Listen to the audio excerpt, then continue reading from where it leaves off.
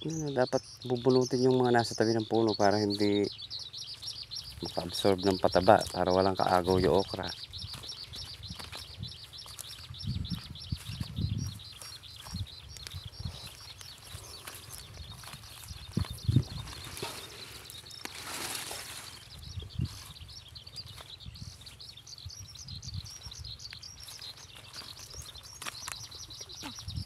Ang dami oh.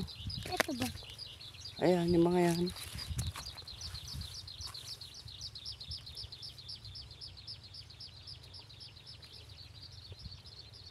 Tapos kakantahan mo yung ano, yung okra para sisigla. Kakantahan mo yung halaman, kakausapin mo. Huwag ka sumigla.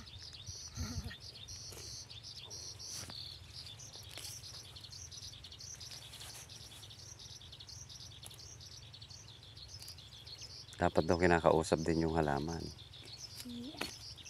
Nakakarinig din daw yan. Lalaman ng isip eh.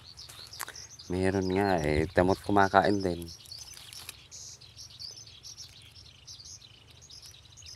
Ayun.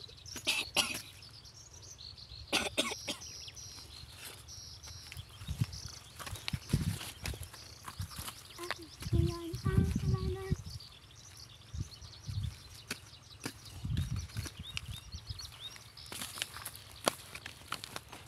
Oh, mga ilang araw na lang, mga isang linggo, pipitasan na yan.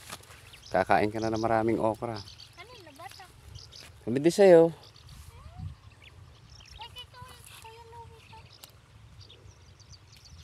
Ito nga yung pinuntahan natin noon.